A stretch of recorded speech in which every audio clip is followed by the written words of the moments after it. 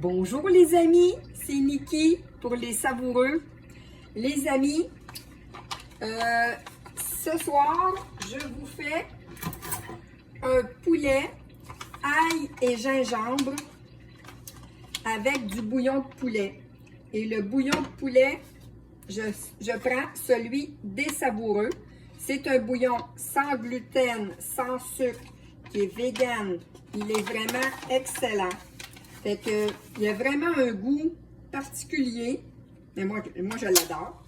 Fait que je prends le reste qui me reste, les amis, parce que je vous dis là, c'est vraiment, ça fait, je pense que c'est ma deuxième ou ma troisième enveloppe que j'utilise.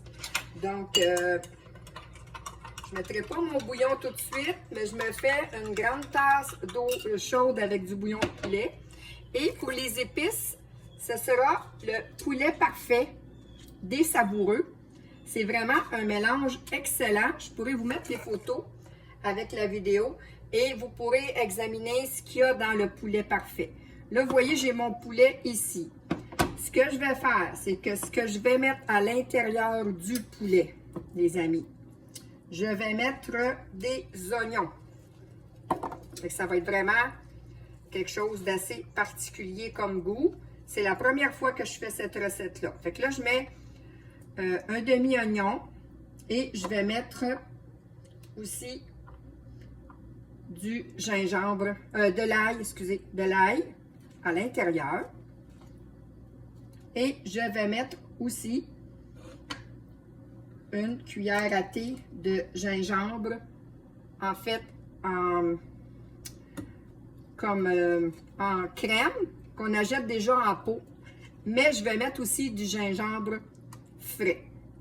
Fait que là, je vais fermer ce beau poulet, ma belle petite poulette, et je vais venir déposer, non, je vais mettre mes épices avant. Je vais mettre mes épices tout de suite, puis ensuite, je vais mettre le restant de mon ail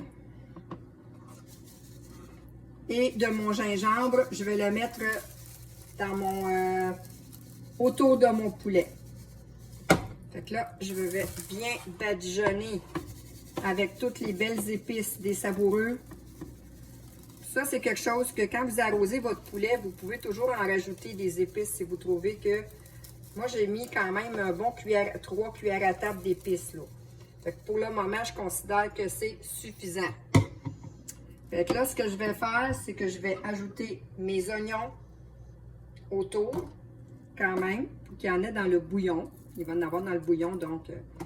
Et je vais ajouter mon restant d'ail dans mon bouillon, qui va être mis à la fin. Fait que je mets de l'ail un petit peu partout. Puis après ça, on va arroser. Mettez ça au four à peu près à 325 autour. C'est pas coulé dans le béton de le mettre à 300, 325, 350. Moi, je commence toujours un poulet un petit peu moins à haute température. Puis vers la fin, j'augmente la température. Fait que c'est déjà garni. Je vais vous montrer ça. Je vais me laver les mains. C'est très important avec le poulet. Moi, j'ai toujours, les amis, une eau savonneuse dans mon eau de vaisselle que je change régulièrement pour être sûr que j'ai toujours de l'eau extrêmement propre. Donc, les amis, je vous montre ça.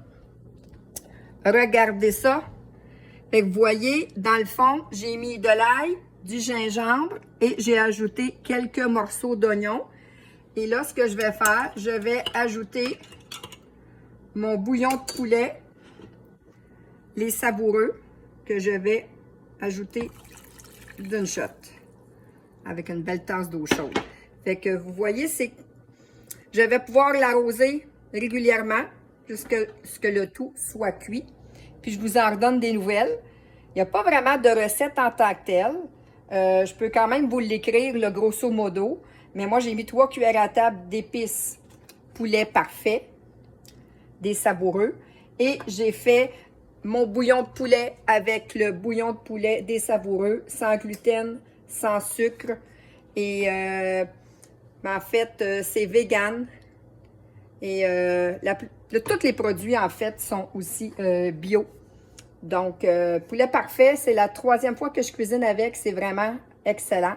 Je vais vous revenir avec des photos et je vais vous mettre vraiment ce qu'il y a dans ces épices-là, le poulet parfait pour les savoureux. Je vous reviens avec ce que notre poulet a goûté ce soir. Merci. Bye bye. Bonne fin d'après-midi. Bye les petits amis.